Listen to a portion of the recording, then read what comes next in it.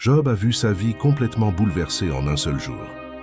Il a perdu toutes ses richesses, ses enfants sont morts et même sa santé s'est détériorée. Peux-tu imaginer une situation plus désolante? Mais la partie la plus surprenante est encore à venir. Au lieu de se rebeller contre Dieu, Job s'est prosterné et a adoré. Cela semble insensé, n'est-ce pas? Pourtant, cette histoire n'est pas seulement un ancien récit. Elle contient un secret profond, quelque chose qui peut transformer ta manière de faire face aux défis de la vie. Veux-tu découvrir de quoi il s'agit? Alors, reste avec nous. Ensemble, nous dévoilerons le secret de Job que tout le monde devrait connaître. À la fin de cette vidéo, je promets que tu verras tes difficultés sous un nouveau jour. Es-tu prêt pour ce voyage? Allons-y. Avant d'entrer dans la partie passionnante de l'histoire, apprenons à mieux connaître qui était Job. La Bible nous raconte que c'était un homme très spécial. Au début du livre de Job, nous lisons « Il y avait dans le pays de Uz un homme appelé Job. Cet homme était intègre et droit. Il craignait Dieu et se détournait du mal. » Job 1:1. Cela signifie que Job était une personne vraiment bonne, admirée de tous. Mais Job n'était pas seulement une bonne personne, il était aussi très riche. La Bible mentionne qu'il possédait 7000 brebis, 3000 chameaux, 500 paires de bœufs et 500 ânesses, en plus de nombreux serviteurs. Job 1:3. Pour te donner une idée, cela équivaut à être millionnaire aujourd'hui. Job était, sans aucun doute, l'un des hommes les plus riches de son époque. Et sa famille? Elle était merveilleuse. Il avait 7 fils et 3 filles qui s'entendaient très bien.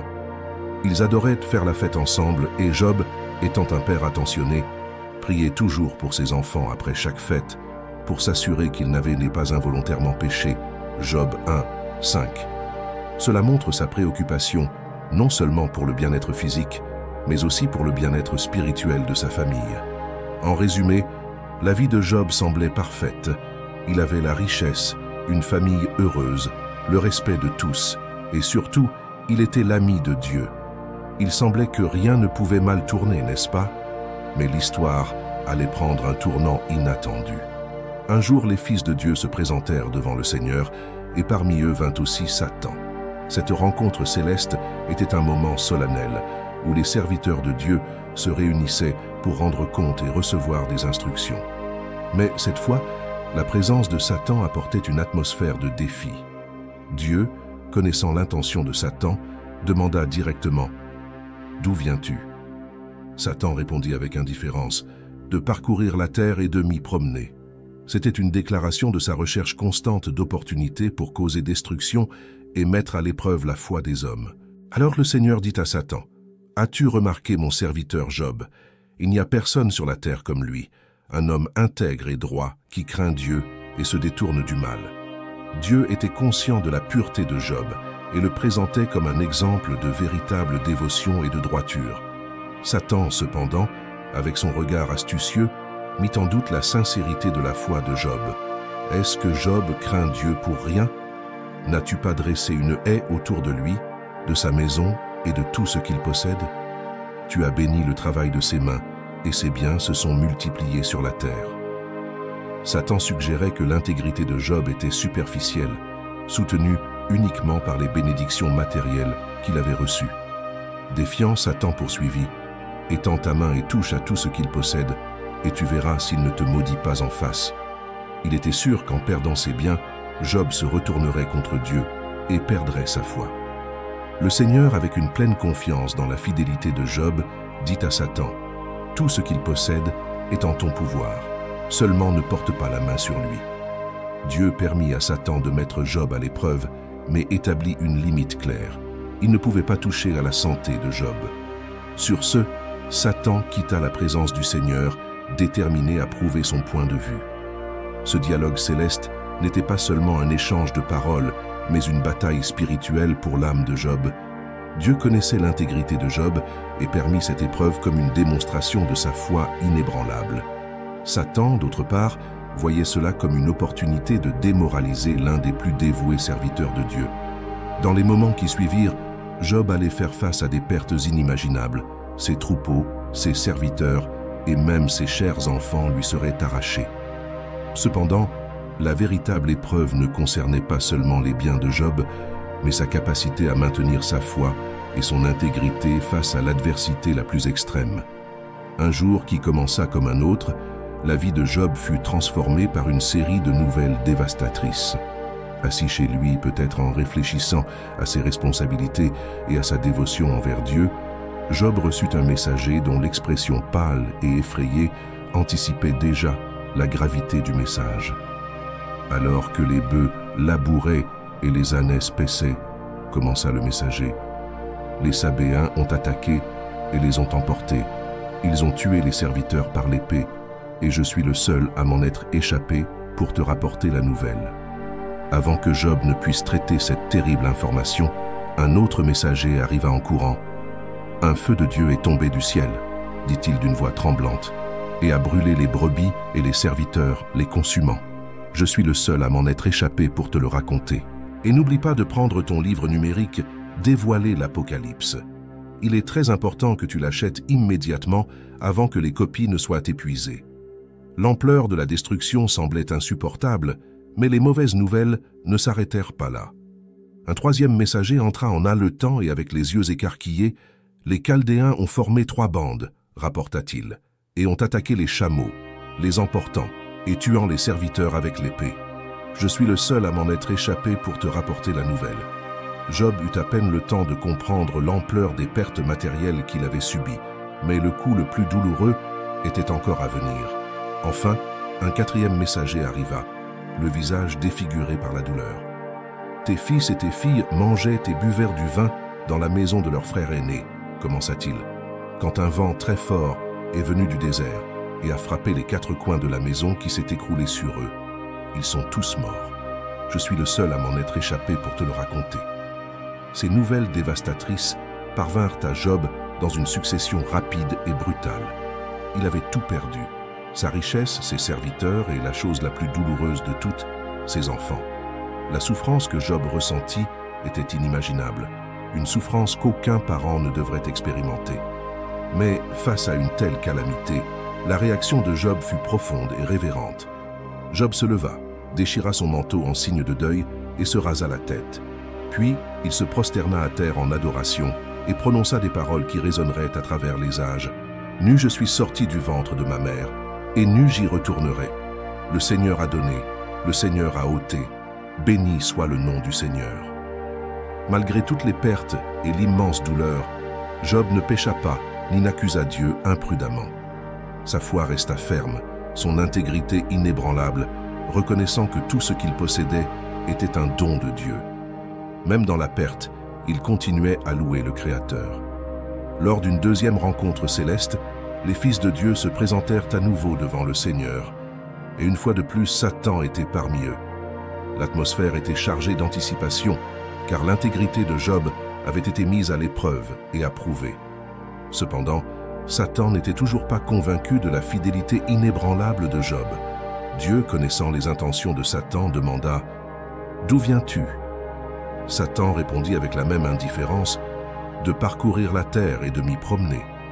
Ce dialogue initial était similaire à la première rencontre, mais le défi de Satan allait s'intensifier.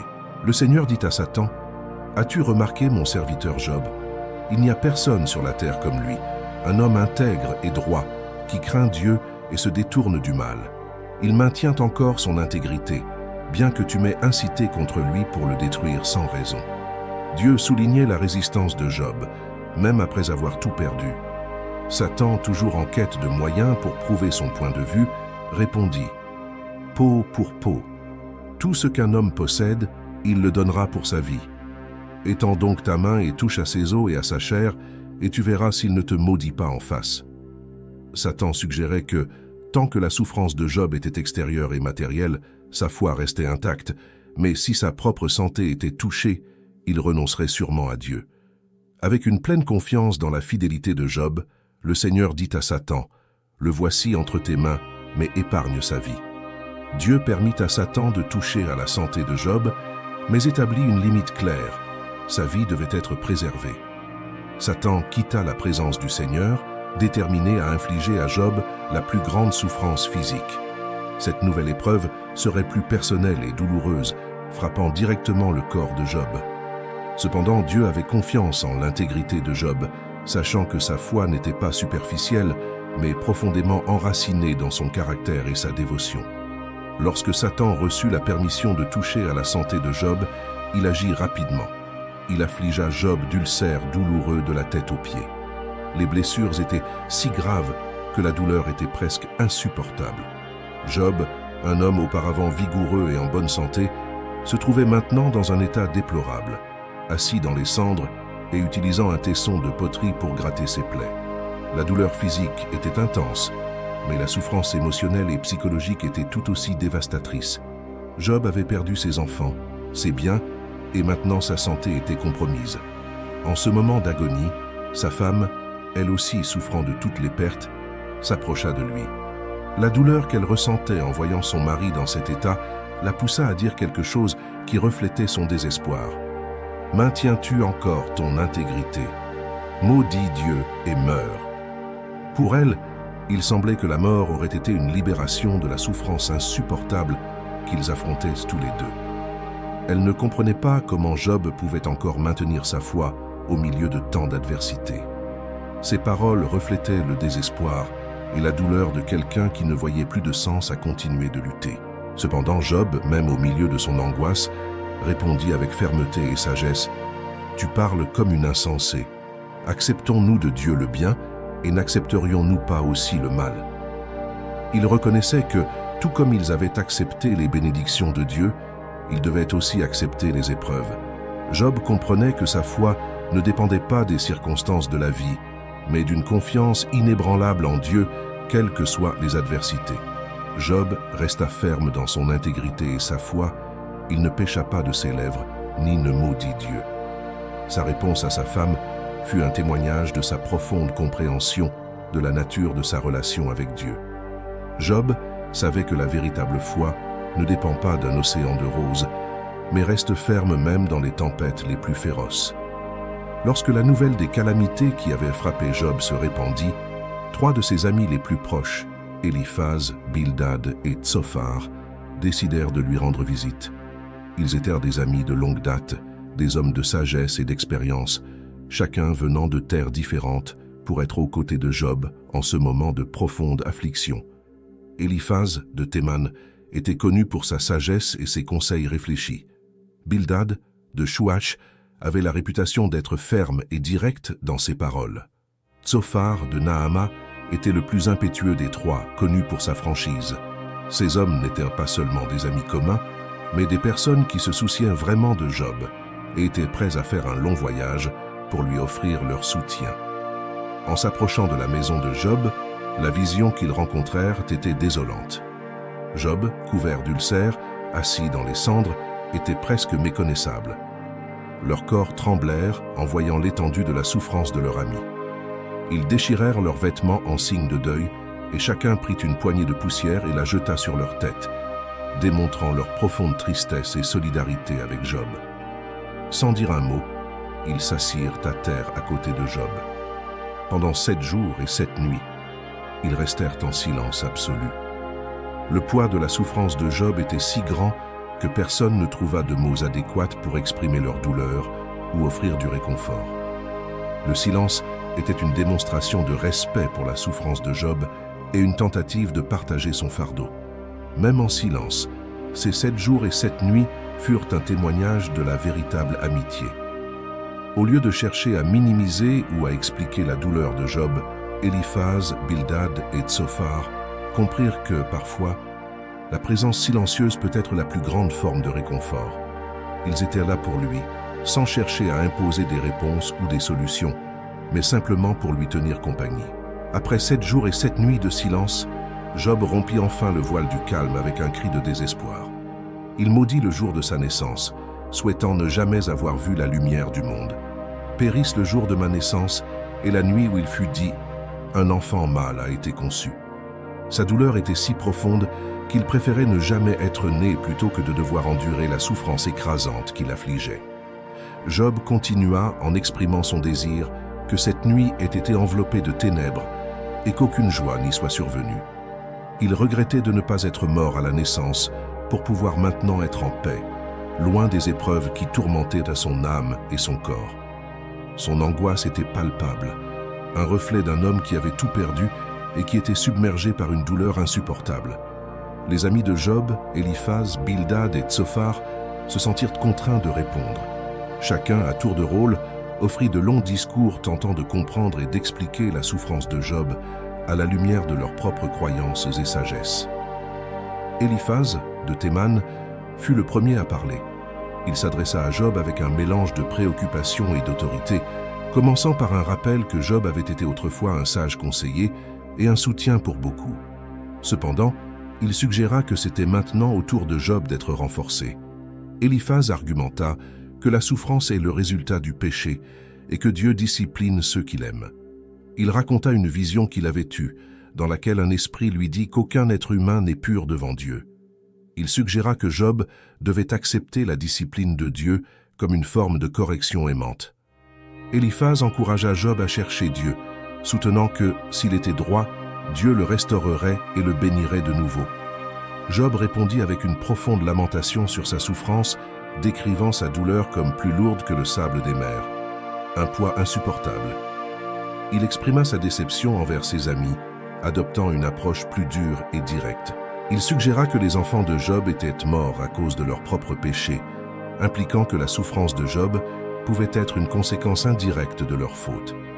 Bildad encouragea Job à chercher Dieu avec sincérité, affirmant que, s'il était pur et droit, Dieu restaurerait certainement sa fortune et le bénirait de nouveau.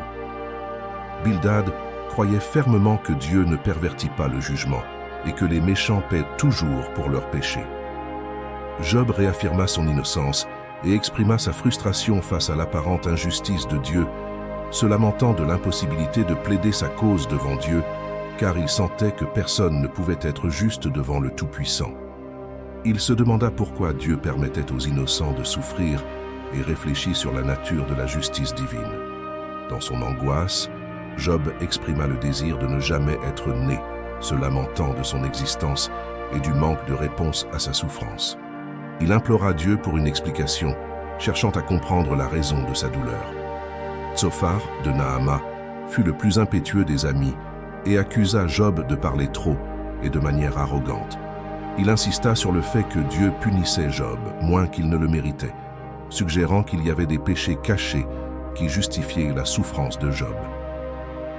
Tsophar conseilla à Job de se repentir et de se tourner vers Dieu avec sincérité et pureté, promettant que s'il le faisait, il verrait un avenir lumineux et restauré. Pour Tsophar, la sagesse et le pouvoir de Dieu étaient insondables, et la seule réponse adéquate était la soumission et le repentir. Job critiqua ses amis pour leur manque de compréhension et la nature superficielle de leurs réponses.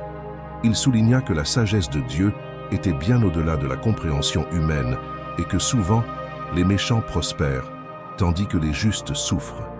Il exprima sa confiance en la sagesse et en la justice de Dieu, mais aussi sa frustration de ne pas comprendre la raison de sa souffrance. Il réaffirma son innocence et demanda à Dieu une audience pour présenter son cas.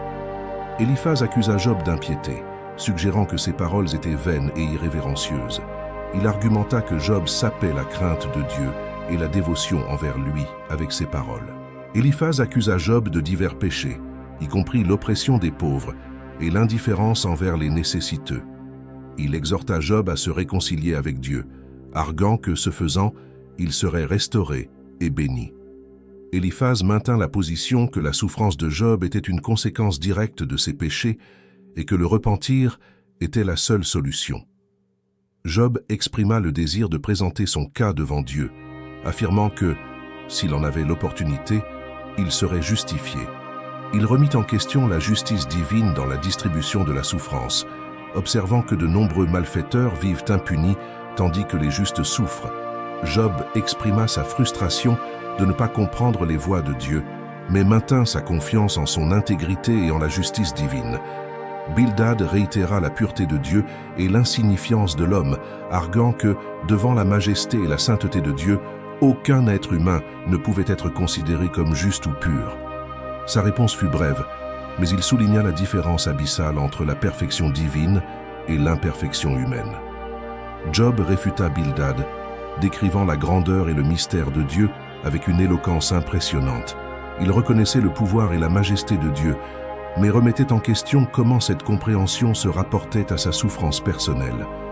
Job réaffirma son intégrité, faisant une défense vigoureuse de son innocence. Il énuméra ses actions justes et son engagement envers la droiture, insistant qu'il n'avait commis aucun péché justifiant sa souffrance. Alors que Job et ses 3 amis étaient plongés dans leur discussion, un jeune spectateur appelé Élihu, fils de Barakéel le Buzite, resta silencieux, observant attentivement. Élihu était resté silencieux jusque-là en raison de sa jeunesse, respectant l'âge et l'expérience des autres. Cependant, lorsqu'il se rendit compte que les arguments de Job et de ses amis ne menaient à aucune résolution, il décida d'intervenir. Élihu était indigné, tant envers Job pour se justifier plutôt que de justifier Dieu, qu'envers les 3 amis pour ne pas avoir réussi à réfuter les arguments de Job tout en le condamnant. Avec un esprit ardent, Élihu commença à parler, apportant une nouvelle perspective à la discussion. Il débuta son discours en reconnaissant l'importance de l'âge et de l'expérience. Mais il insista sur le fait que la véritable sagesse vient de Dieu et non nécessairement des plus âgés. Il affirma avoir attendu patiemment que les autres parlent, mais maintenant, il se sentait obligé de partager ses propres pensées. Élihu argumenta que Dieu est juste et que la souffrance peut être une forme de discipline et d'instruction divine. Il défia l'idée que la souffrance de Job était une preuve de son impiété et suggéra que la souffrance pouvait servir à alerter et corriger, conduisant les gens à une plus grande compréhension et proximité avec Dieu. Élihu souligna que Dieu utilise la souffrance pour parler aux gens de manière qu'ils ne comprennent peut-être pas immédiatement. Il argumenta que Dieu est plus grand que la compréhension humaine et que ses voies sont insondables. Il défendit la justice de Dieu, insistant sur le fait que Dieu n'agit jamais de manière injuste et qu'il y a toujours un but plus grand derrière ses actions. Élihu suggéra que Job devait se concentrer sur l'apprentissage et la croissance à partir de sa souffrance, plutôt que de remettre en question la justice divine. Continuant, Élihu souligna l'importance de l'humilité devant Dieu. Il parla de la grandeur de Dieu, qui gouverne le monde avec justice et pouvoir. Élihu exhorta Job à reconnaître la sagesse et la justice de Dieu, même lorsque les voies divines semblent incompréhensibles ou injustes. Il insista également sur l'importance du repentir et de la soumission à Dieu, encourageant Job à s'humilier devant Dieu et à accepter que la souffrance puisse être une opportunité de purification et de croissance spirituelle. Élihu souligna que, si Job reconnaissait la majesté de Dieu et se soumettait à lui, il trouverait soulagement et rédemption. Concluant son discours, Élihu fit un appel fervent pour que Job et ses amis réfléchissent à la grandeur et à la sagesse de Dieu. Il leur rappela que Dieu est juste dans toutes ses actions et que la souffrance peut avoir un but plus grand, souvent au-delà de la compréhension humaine immédiate. Après tous les discours de Job et de ses amis, Dieu répondit enfin à Job du milieu d'un tourbillon. Cette manifestation divine fut à la fois puissante et majestueuse, marquant un point décisif dans la narration. Dieu commença à parler, non pas pour fournir des réponses directes aux questions de Job, mais pour le défier et le faire réfléchir sur la grandeur et la complexité de l'univers qu'il a créé. Dieu mit en question la compréhension limitée de Job de l'univers et des œuvres divines. Qui est celui qui obscurcit mes desseins par des discours sans intelligence? Il invita donc Job à se préparer comme un homme et à répondre à ces questions, soulignant l'énorme fossé entre la sagesse divine et la compréhension humaine. Dieu commença par des questions sur la création du monde. Où étais-tu quand je fondais la terre? Dis-le si tu as de l'intelligence. Il demanda à Job qui en avait déterminé les mesures, qui avait tendu sur elle le cordeau, et à propos des fondations et de la pierre angulaire de la terre. Dieu souligna l'immensité et la complexité de la création, quelque chose qui dépasse la compréhension humaine. Il continua en défiant Job avec des questions sur les mystères de la nature. As-tu jamais donné des ordres au matin? As-tu montré sa place à l'aurore? Il demanda si Job avait pénétré les profondeurs de la mer ou marché dans les abîmes. Il lui demanda s'il connaissait les trésors de la neige ou comprenait les ordres des constellations, ou s'il pouvait contrôler les cieux et la pluie. Dieu parla aussi des animaux et de leur vie mystérieuse. Chasses-tu la proie pour la lionne et apaises-tu la faim des lionceaux? Il décrivit la liberté des animaux sauvages, comme le cerf et l'âne sauvage, qui vivent sous la garde de Dieu et non sous la domination humaine. Dieu mentionna l'autruche qui abandonne ses œufs à terre et le cheval avec sa force et son courage dans la bataille. Chaque créature, avec ses caractéristiques uniques, est un témoignage de la sagesse créatrice de Dieu. La série de questions divines montra à Job sa petitesse en comparaison avec l'immensité de l'univers et la profondeur des desseins de Dieu. Dieu ne mettait pas seulement en évidence l'ignorance de Job, mais aussi démontrait que le monde est gouverné par un ordre et une sagesse divine qui sont au-delà de la compréhension humaine. Dieu défia ensuite Job d'expliquer et de contrôler des créatures puissantes comme Béhémoth et Léviathan. Béhémoth, une créature immense et puissante créée par Dieu, représente la force et la majesté de la création. Léviathan, avec son immensité et sa férocité, est une créature qu'aucun être humain ne peut dompter ou affronter. Dieu utilisa ces créatures comme exemple pour démontrer qu'il y a des aspects de la création complètement hors de la portée et du contrôle humain. Après le discours majestueux de Dieu, Job fut profondément touché par la révélation de la grandeur et de la sagesse divine. Dans Job 42, il répondit au Seigneur avec une humilité renouvelée et une compréhension plus profonde de la nature de Dieu. Job commença sa réponse en reconnaissant l'omnipotence de Dieu.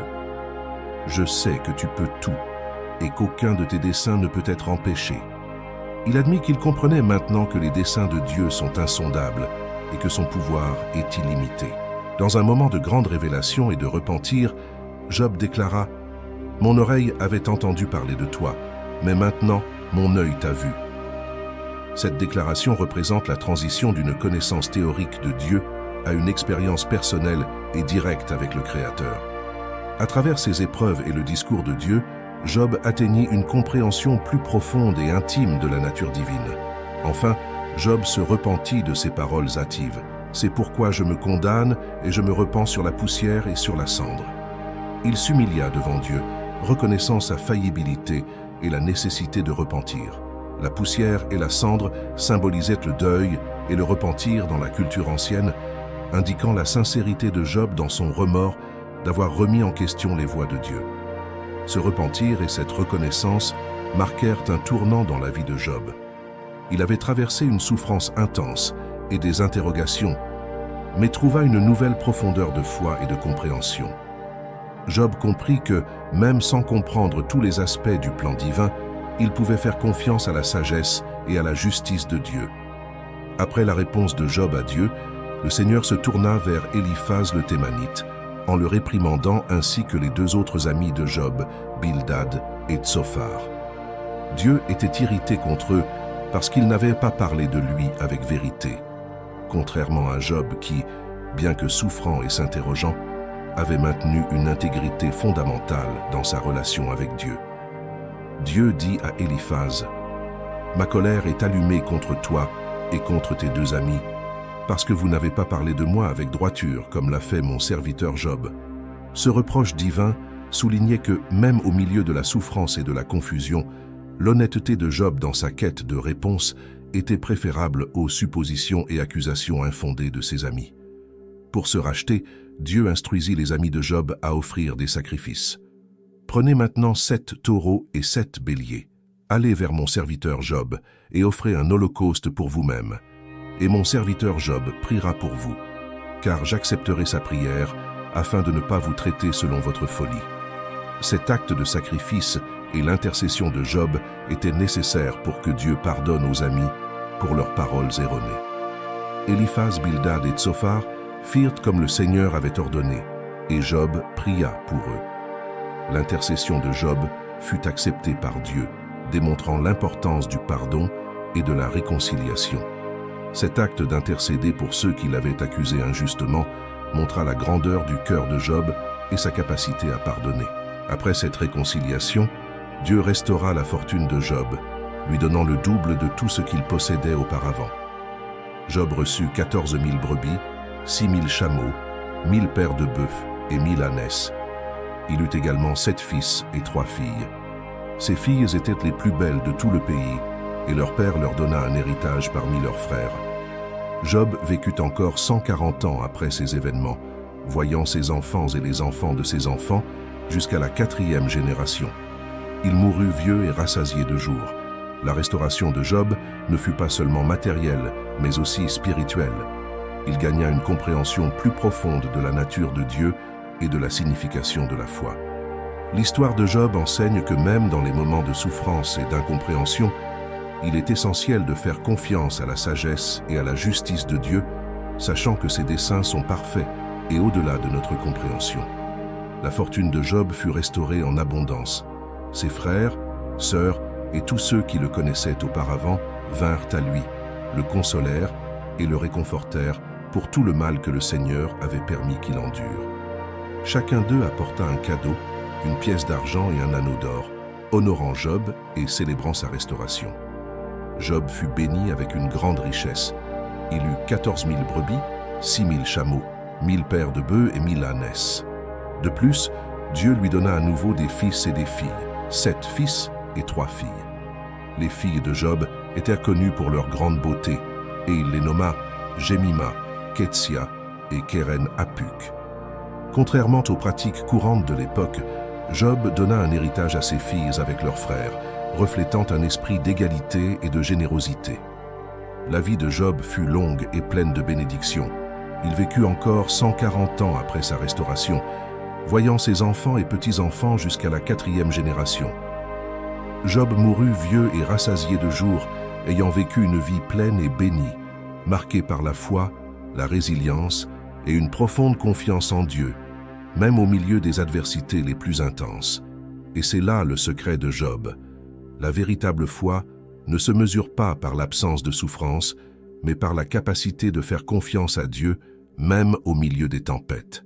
C'est reconnaître que Dieu est plus grand que nos problèmes et que sa sagesse dépasse notre compréhension. Lorsque nous traversons des difficultés, nous pouvons nous rappeler de Job et de son parcours. Nous pouvons chercher Dieu avec nos doutes et nos douleurs, en faisant confiance qu'il nous soutiendra à travers les épreuves. Alors, la prochaine fois que tu fais face à un défi ou une perte, souviens-toi de Job. Souviens-toi de sa foi inébranlable, de sa quête de compréhension et de la réponse qu'il trouva en Dieu. Et sache que, tout comme Job, toi aussi tu peux trouver force et espoir dans ta foi. Dieu est avec toi dans toutes les situations et a un but plus grand pour ta vie, même lorsque nous ne pouvons pas voir l'ensemble du tableau. C'est le puissant message de l'histoire de Job, nous rappelant que la foi peut nous soutenir à travers n'importe quelle tempête. Le secret de Job révèle une vérité profonde et souvent contre-intuitive. Les épreuves, aussi douloureuses et incompréhensibles soient-elles, peuvent être le chemin vers une connaissance plus profonde et intime de Dieu.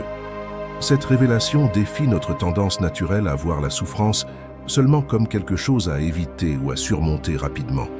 Au lieu de cela, elle nous invite à considérer comment les difficultés peuvent être des opportunités pour la croissance spirituelle et la transformation personnelle. L'expérience de Job illustre vivement ce principe. Au début de son épreuve, Job était un homme juste et craignant Dieu, mais sa compréhension de Dieu était limitée par ses expériences et la compréhension conventionnelle de son époque.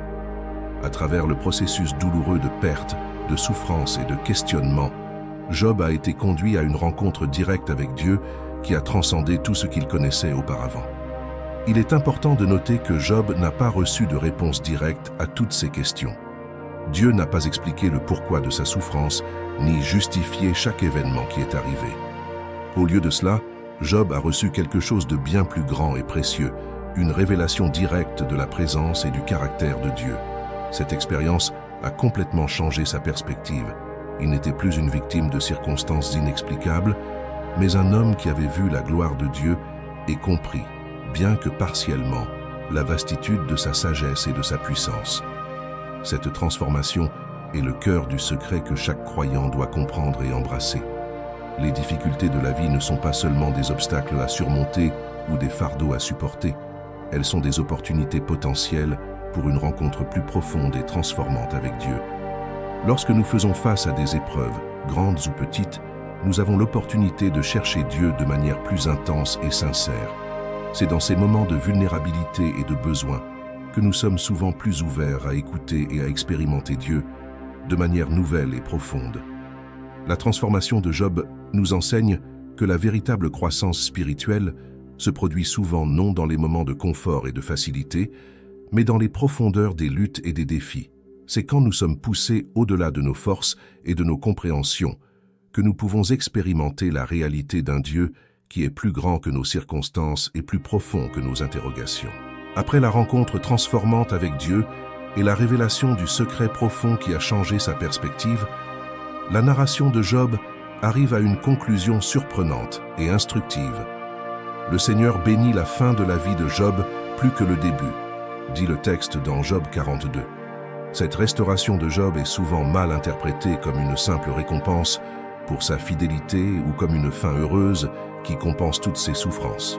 Cependant, une lecture plus attentive révèle une vérité plus profonde et significative. La restauration de Job n'est pas seulement matérielle. Bien que le texte mentionne qu'il a reçu le double de tout ce qu'il avait perdu, Job reçoit de nouveaux fils et filles, vit pour voir plusieurs générations de ses descendants et meurt vieux et rassasié de jours. Job 42. Mais l'aspect le plus important de cette restauration est qu'elle vient après la transformation de Job. Il n'est pas simplement ramené à son état précédent, c'est un homme changé avec une compréhension plus profonde de Dieu et de lui-même. Cela nous enseigne que le véritable trésor, la véritable fin heureuse, ne réside pas dans les bénédictions matérielles ou les circonstances extérieures, mais dans la relation intime et transformante avec Dieu que Job expérimente désormais. Il est crucial de noter que la restauration de Job ne nie ni ne minimise ses souffrances antérieures. Ses pertes étaient réelles et douloureuses et ne sont pas simplement effacées. Les enfants qu'il a perdus ne sont pas remplacés par les nouveaux. Au lieu de cela, Job expérimente une nouvelle phase de vie, enrichie par la sagesse et la perspective qu'il a gagnée à travers ses épreuves. Cet aspect de l'histoire de Job nous enseigne une leçon vitale. Même si nous ne comprenons pas le pourquoi de nos épreuves au moment où nous les vivons, nous pouvons faire confiance que Dieu travaille pour notre bien suprême. Ce bien pourrait ne pas être ce que nous imaginons ou espérons initialement, mais c'est quelque chose de bien plus précieux, une connaissance plus profonde de Dieu et une transformation de notre caractère. Le récit de Job ne garantit pas que tous les fidèles connaîtront une restauration matérielle similaire à la sienne. Au lieu de cela, il révèle une vérité spirituelle plus profonde, que Dieu peut racheter même les expériences les plus douloureuses, les transformant en opportunités de croissance et de bénédiction spirituelle. Le secret de Job nous montre que, même sans comprendre les raisons de nos épreuves, nous pouvons avoir confiance que Dieu travaille en nous et à travers nous, nous façonnant pour un but supérieur. Maintenant que nous avons révélé le puissant secret de Job, se pose la question: comment pouvons-nous appliquer cette vérité transformatrice dans nos vies quotidiennes? Comment cette connaissance ancienne peut-elle influencer notre chemin de foi dans le monde actuel? Chercher la profondeur dans la prière et la méditation, prendre du temps chaque jour pour prier et méditer sur la parole de Dieu peut nous aider à développer une relation plus intime avec lui, semblable à celle que Job a cultivée à travers ses épreuves.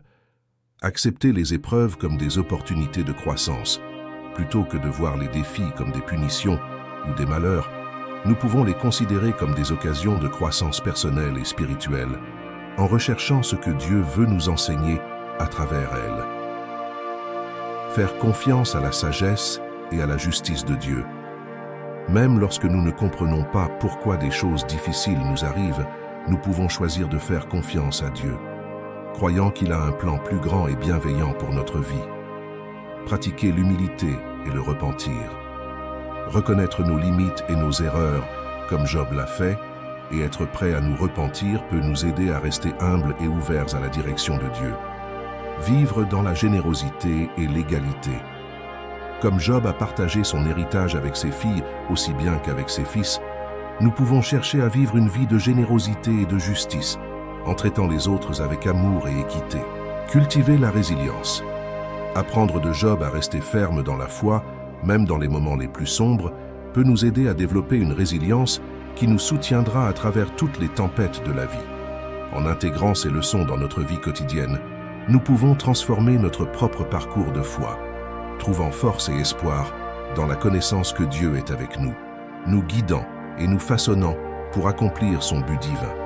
Tout d'abord, nous devons comprendre que les difficultés ne sont pas nécessairement un signe du mécontentement divin. L'histoire de Job démonte la notion simpliste que la souffrance est toujours une punition divine pour le péché. Job était un homme juste et pourtant, il a affronté de sévères épreuves. Cela nous libère de la mentalité oppressive selon laquelle chaque souffrance est le résultat direct de nos fautes ou péchés personnels.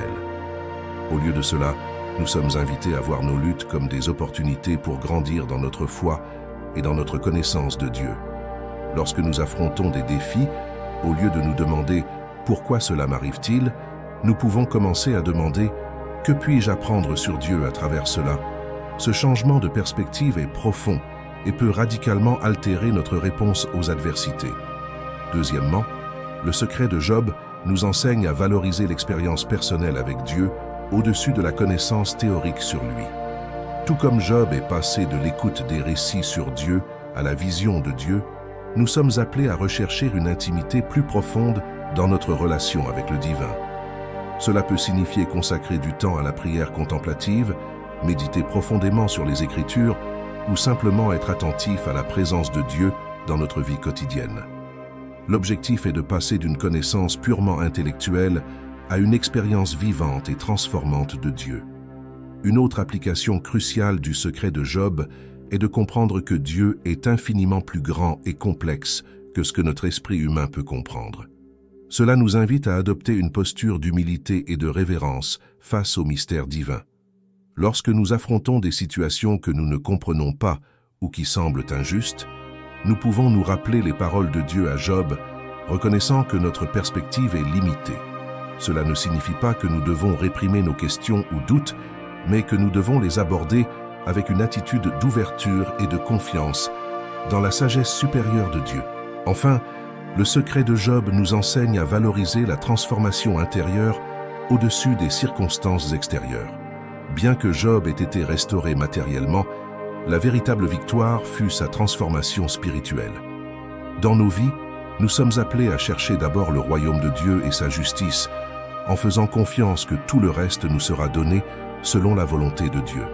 Cela signifie donner la priorité à notre croissance spirituelle et à notre intimité avec Dieu, même au milieu des difficultés. Un aspect crucial du secret de Job qui ne peut être sous-estimé est l'importance de la persévérance dans la foi. Tout au long de son épreuve, Job est resté ferme dans sa foi en Dieu, même lorsqu'il ne comprenait pas ce qui se passait ou pourquoi il souffrait. Cette persévérance n'était pas une obstination aveugle ou une négation de la réalité de sa souffrance. Au contraire, c'était une confiance inébranlable dans le caractère de Dieu, même lorsque les circonstances semblaient contredire tout ce qu'il croyait sur la bonté et la justice divine. L'apôtre Jacques, dans le Nouveau Testament, souligne spécifiquement cet aspect de l'histoire de Job. Vous avez entendu parler de la persévérance de Job et vous avez vu la fin que le Seigneur lui a réservée. Le Seigneur est plein de compassion et de miséricorde. Jacques 5, 11. Cette référence n'est pas seulement un éloge à la résistance de Job, mais un puissant rappel pour tous les croyants sur l'importance de maintenir la foi dans les moments difficiles. Application pratique du secret de Job dans nos vies quotidiennes. Changer notre perspective sur la souffrance. Au lieu de voir la souffrance comme une punition, nous pouvons la considérer comme une opportunité de grandir dans notre foi et de nous rapprocher de Dieu. Rechercher une expérience personnelle avec Dieu.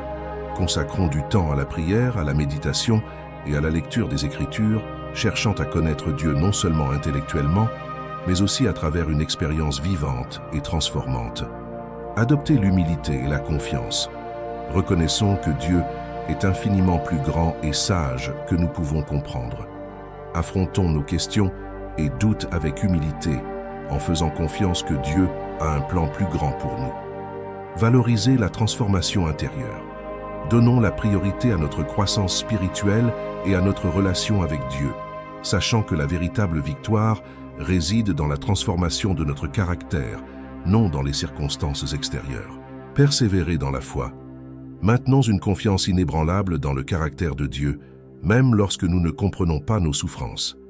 Rappelons-nous l'exemple de Job et persévérons dans notre foi, en faisant confiance à la compassion et à la miséricorde de Dieu.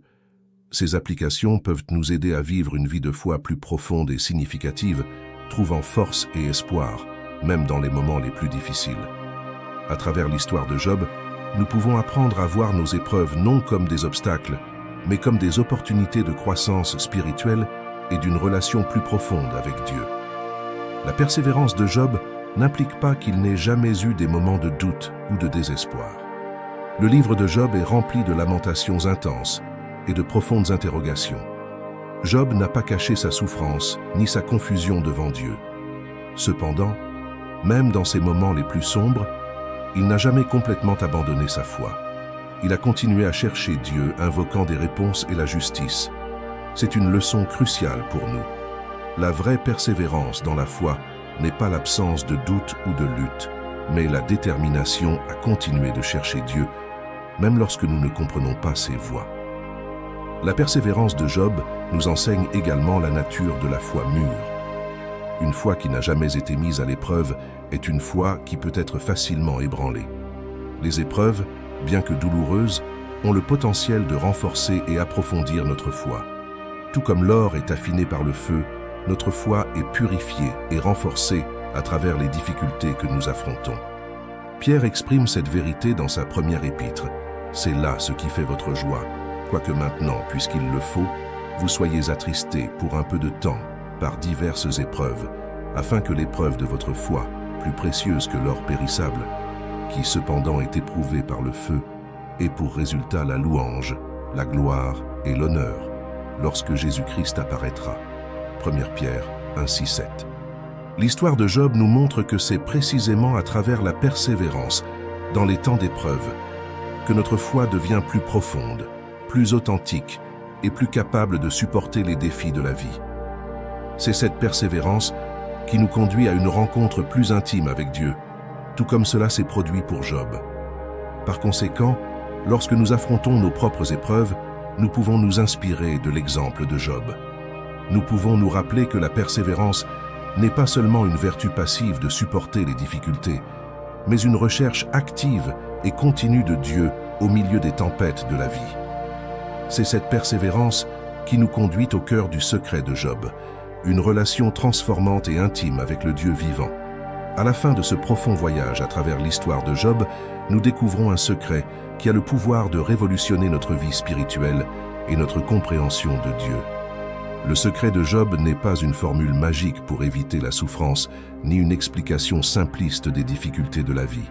C'est quelque chose de bien plus profond et transformant, la révélation que, à travers les épreuves, nous pouvons atteindre une connaissance intime et personnelle de Dieu qui transcende toute compréhension théorique ou théologique. L'histoire de Job nous enseigne que la vraie foi n'est pas celle qui n'est jamais mise à l'épreuve, mais celle qui émerge plus forte et plus profonde après être passée par le feu de l'adversité. Le secret que nous découvrons n'est pas seulement à admirer à distance, mais à vivre et à appliquer dans notre cheminement quotidien de foi. Rappelons-nous les paroles de Job. « Mon oreille avait entendu parler de toi, mais maintenant, mon œil t'a vu. » Job 42:5. Cette transition d'une connaissance de seconde main à une expérience personnelle et transformante de Dieu est le cœur du secret que chaque croyant doit rechercher. Lorsque nous affrontons nos propres épreuves, grandes ou petites, nous pouvons nous rappeler de l'exemple de Job. Nous pouvons choisir de voir ces difficultés non seulement comme des obstacles à surmonter, mais comme des opportunités pour une rencontre plus profonde avec Dieu. Nous pouvons apprendre à persévérer, non pas avec une résignation passive, mais avec une recherche active et passionnée de Dieu au milieu des tempêtes de la vie. Le secret de Job nous invite à une foi plus mûre et plus robuste, une foi qui ne dépend pas des circonstances favorables, mais qui est enracinée dans la certitude du caractère inébranlable de Dieu. Il nous rappelle que Dieu est infiniment plus grand que notre compréhension limitée et que sa sagesse et son amour transcendent notre capacité de compréhension. En appliquant ce secret dans nos vies, nous sommes défiés à chercher une plus grande intimité avec Dieu, à valoriser la transformation intérieure au-dessus des circonstances extérieures et à faire confiance au plan souverain de Dieu, même lorsque nous ne le comprenons pas pleinement. Nous pouvons, comme Job, émerger de nos épreuves non seulement restaurées, mais profondément transformées. Que notre foi soit renforcée, notre compréhension de Dieu élargie et notre intimité avec lui approfondie. Et que, à travers nos expériences de persévérance et de transformation, nous puissions être des témoignages vivants du pouvoir de ce secret millénaire, inspirant les autres à chercher une relation plus profonde et authentique avec le Dieu vivant. Le secret de Job n'est pas seulement une leçon de l'histoire ancienne. C'est une vérité vivante et puissante qui a le potentiel de révolutionner notre foi et notre vie. Que chacun de nous puisse embrasser ce secret, le vivre pleinement et expérimenter la transformation profonde qu'il promet. Car à la fin, le trésor le plus grand n'est pas l'absence de problèmes, mais la présence constante et transformante de Dieu dans nos vies, en tout moment et en toutes circonstances.